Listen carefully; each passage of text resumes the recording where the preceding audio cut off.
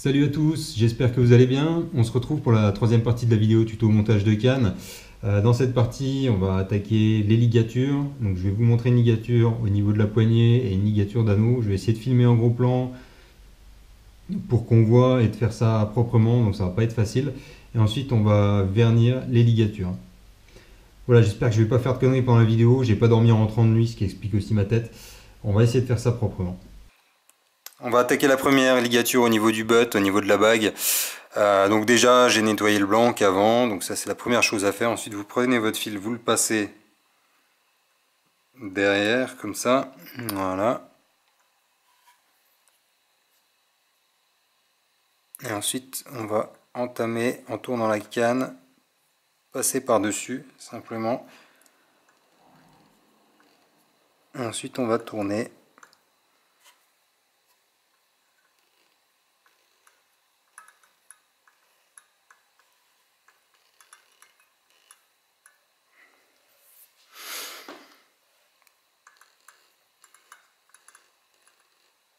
Voilà, et ensuite on va la pousser bien contre.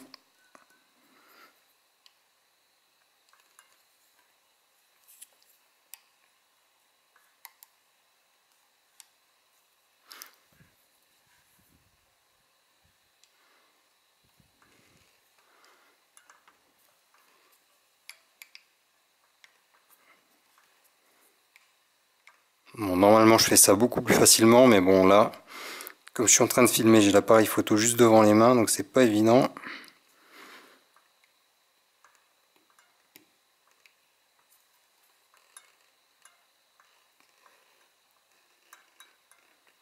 Voilà, donc là j'ai fait 5 tours. On va couper l'excédent.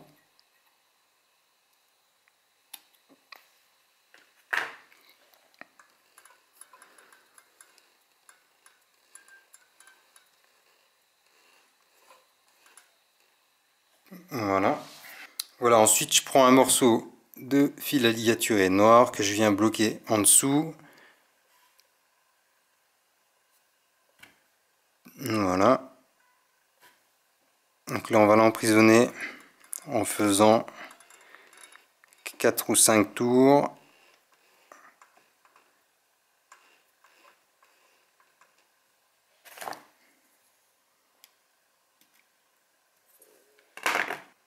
Ensuite on va tirer le petit bout qui dépasse en dessous, tout doucement. Voilà. Petit coup de bounissoir. Ok. Ensuite on va sécuriser de nouveau avec 4 ou 5 tours.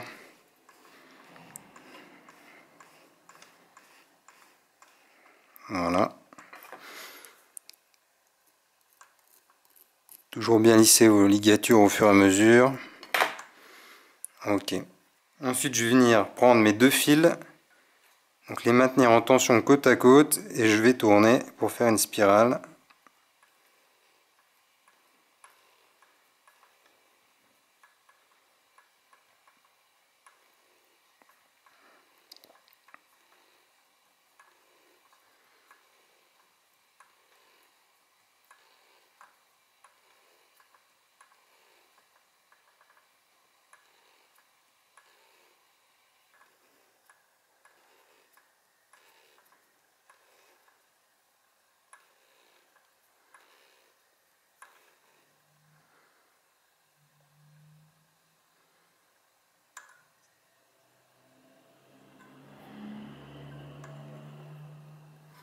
Voilà, maintenant on va venir repasser au-dessus du fil noir avec le fil jaune.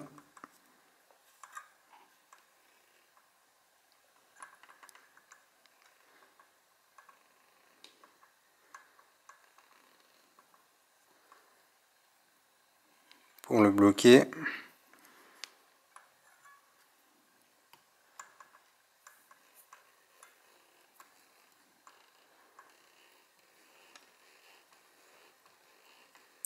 Je refais 4 ou 5 tours. On vient couper l'excédent du fil à ligaturer noir.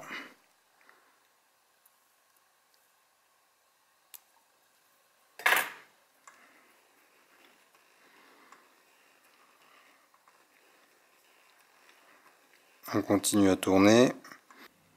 Voilà, on essaye de s'arranger pour que ce soit symétrique. Bon, après c'est comme vous voulez, hein, mais bon, moi je m'arrange pour que ce soit symétrique entre la première partie en vert fluo et la deuxième partie.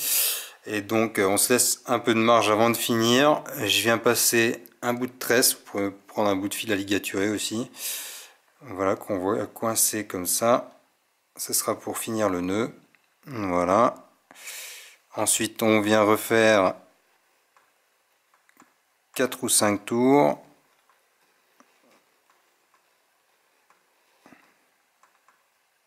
Je vais encore en faire plus pour que ce soit bien symétrique.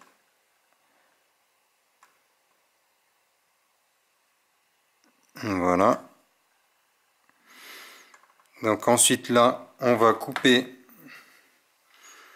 notre fil à ligaturer en maintenant la tension.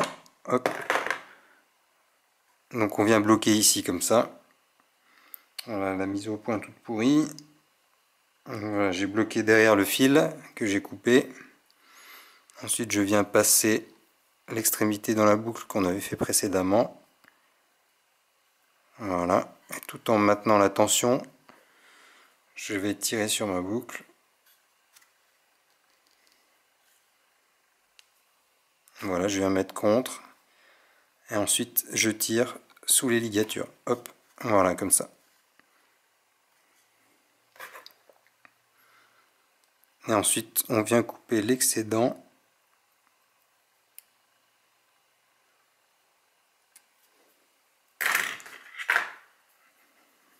Et on vient finir avec le brunissoir.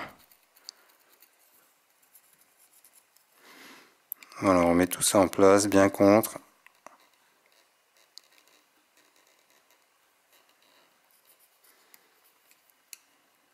On vient bien lisser la ligature partout.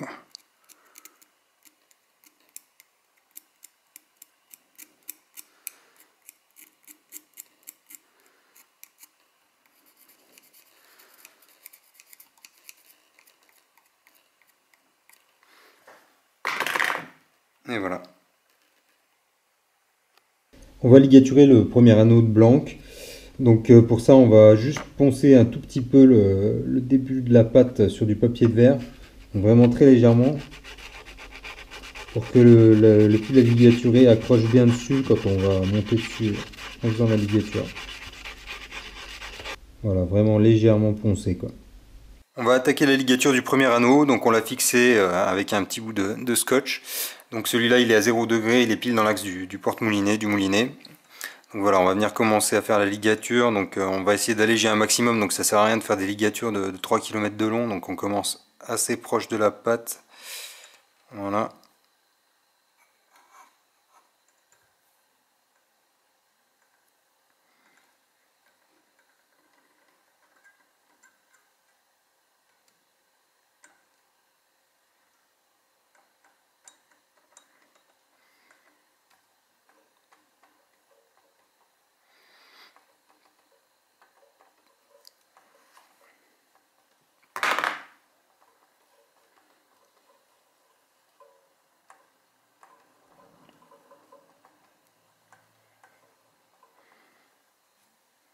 Voilà, on va couper l'excédent.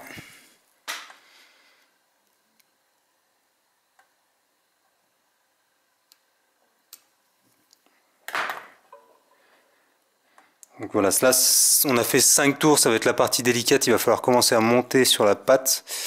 Donc en général ça se passe bien, et là ça se passe bien.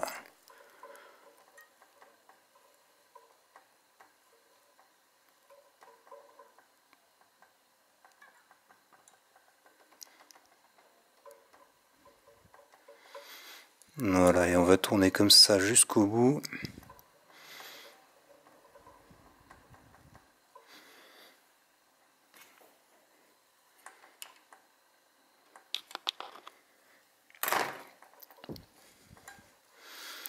Voilà, là on attaque directement avec des petits anneaux, donc je m'amuse pas à faire des trim bands ou des spirales avec le fil noir.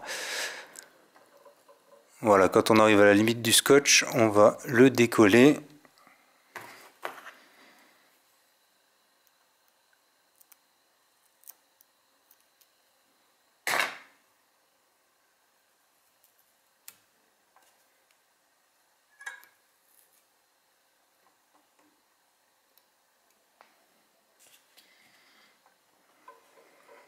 Et on va finir de tourner comme ça gentiment jusqu'au bout.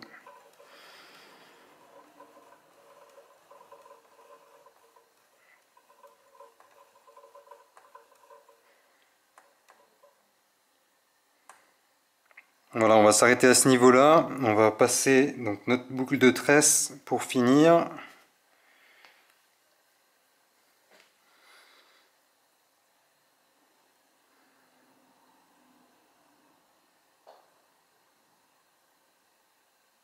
Donc on va la passer derrière, comme ça sera plus joli.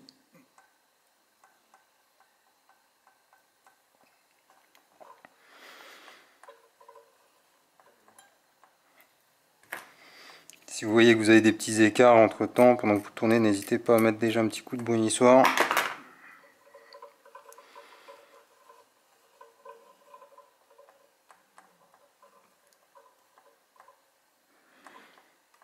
Voilà, et on va venir s'arrêter à la limite de la fin de l'anneau. Voilà. Donc, comme tout à l'heure, on coupe le fil de montage tout en maintenant ici, pour pas que tout se défasse.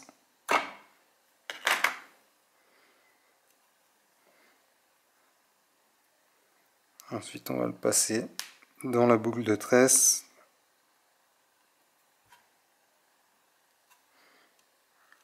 Voilà, on le maintient et on vient finir en tirant.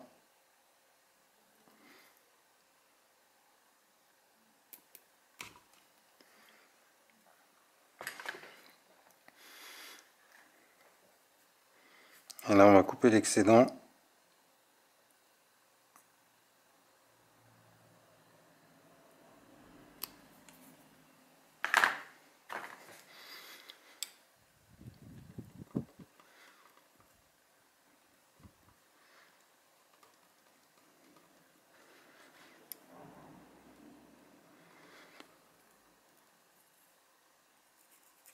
Et après, on va mettre un coup de brunissoir partout.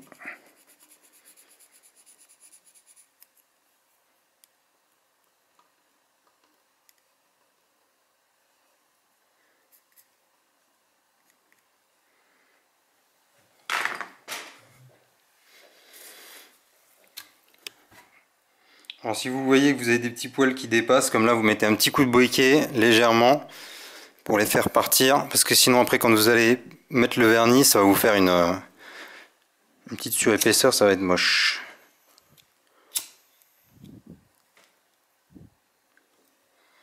Voilà.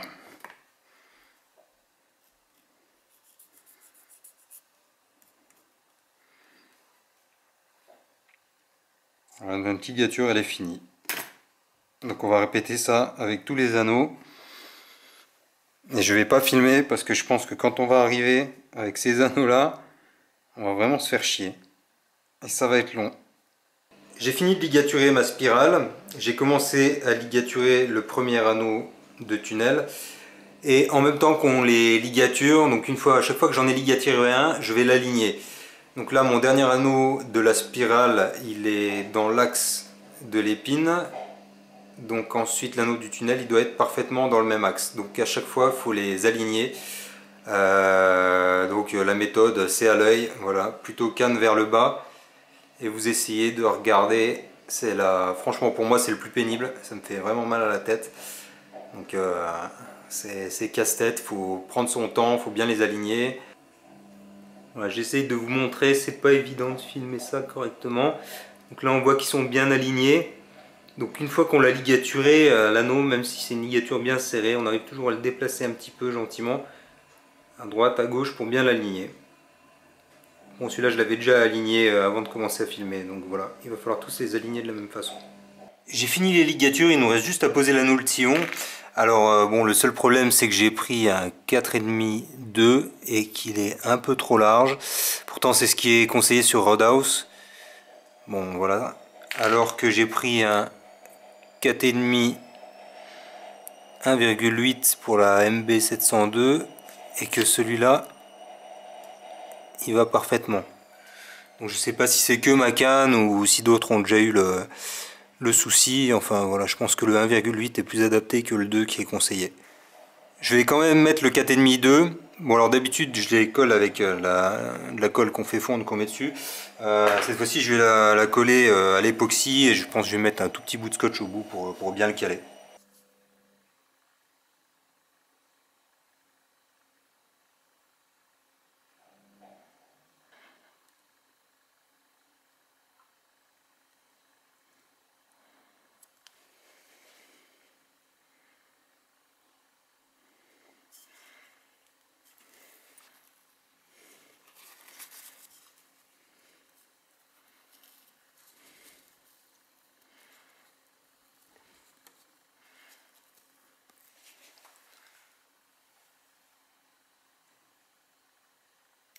Voilà, je vais juste l'aligner tant que la colle n'est pas sèche et ensuite on fera une petite ligature et ce sera fini. On y est presque, il reste juste une étape, donc on va passer maintenant au vernissage des ligatures.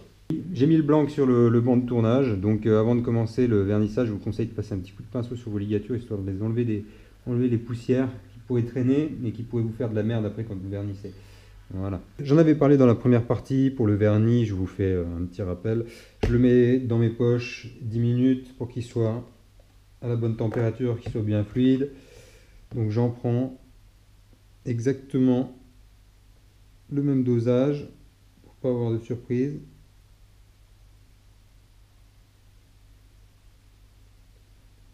Donc là c'est important d'être précis.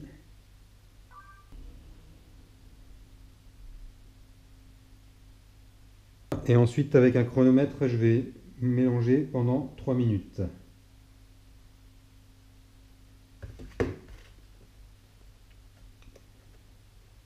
Alors, comme je disais dans la première partie, vous mélangez doucement pour ne pas faire de bulles. Et votre vernis, il va devenir un petit peu opaque dans un premier temps. Et ensuite, quand vous aurez bien mélangé, il doit être complètement transparent. Donc s'il ne devient pas transparent, c'est ou que votre dosage n'est pas bon entre les deux produits, ou que vous n'avez pas assez mélangé. Et ensuite, je vais laisser tourner mon chronomètre, je vais le relancer. Et je travaille entre 8 et 10 minutes avec le vernis. Après, je le change. Je ne prends pas le risque qu'il devienne plus assez liquide, que ça s'étale pas bien et que ça fasse de la merde. Voilà, je prends mon vernis, j'en dépose une bonne grosse goutte dessus. Et ensuite, je laisse faire le tour. Donc, je laisse mon pinceau dessus en allant de droite à gauche pour bien l'étaler. Il faut attendre bien que la ligature boive bien le vernis, qu'elle soit bien imprégnée de vernis. Donc, des fois, il faut remettre un peu de vernis après. Voilà, et c'est là qu'il faut être précis, c'est là qu'en général je travaille comme un cochon. Surtout au moment de dépasser un petit peu sur le blanc, en général je le dépasse beaucoup trop. On va essayer de faire ça bien.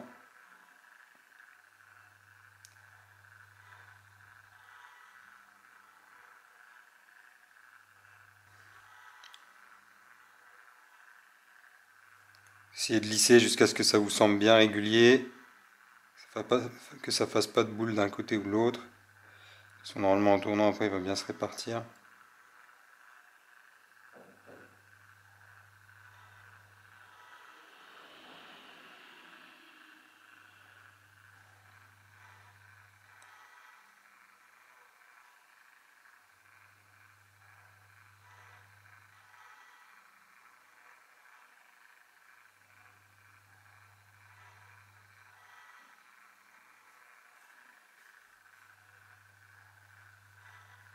Voilà. Voilà, pour les anneaux c'est pareil, on dépose une bonne goutte.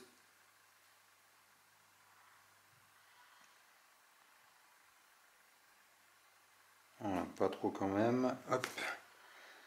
Et on va étaler de droite à gauche, sans déborder dans un premier temps. Voilà. Après, une fois qu'on a fait un tour complet, on vient jusqu'au bord.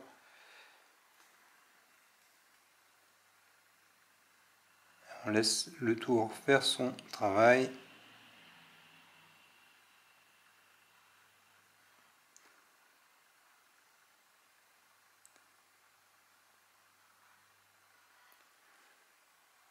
Alors on fait pareil de l'autre côté.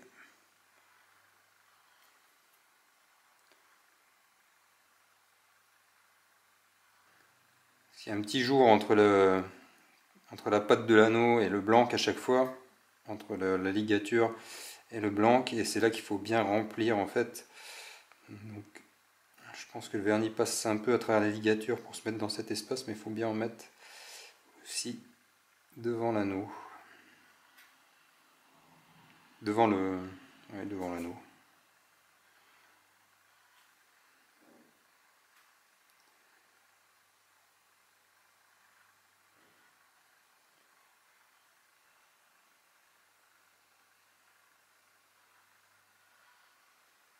Après on va le chauffer à la lampe à alcool et il va bien se lisser, il va se mettre bien. Voilà. Et pour finir on passe un coup de lampe à alcool donc dessus. Donc pas la flamme directement dessus, ça sert à rien de s'approcher trop près. Je sais pas si on va voir la caméra mais bon les petites bulles sont bonnes. Je vais pas mettre la caméra bien dans l'axe. En fait ça va fluidifier le vernis comme je vous le disais dans la partie 1. Et donc faire remonter toutes les microbules à la surface, et comme ça va le fluidifier en tournant, il va vraiment bien se lisser, se mettre droit. Donc là voilà, on voit qu'il est vraiment bien lisse, il n'y a pas de ballon de rugby, d'accumulation de vernis d'un côté ou de l'autre. Voilà, là c'est parfait.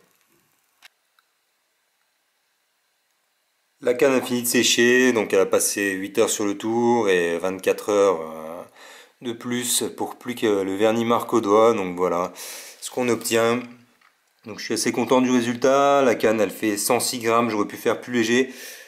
Voilà, c'est plus ou moins volontaire. Je sais que si j'avais mis pas de butte à tenon, si j'avais mis du liège, si j'avais vraiment pas mis de poignée au niveau du skeleton, je serais largement à moins de 100 grammes.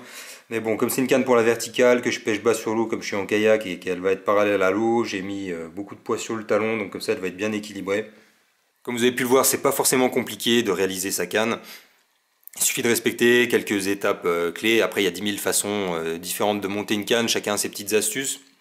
Mais voilà, moi, en tout cas, pour ma part, j'ai décidé de ne plus acheter de canne, je vais revendre toutes mes cannes. Et si j'ai besoin d'une canne, je vais me la faire. Ça permet vraiment d'avoir la canne qu'on veut, la longueur qu'on veut.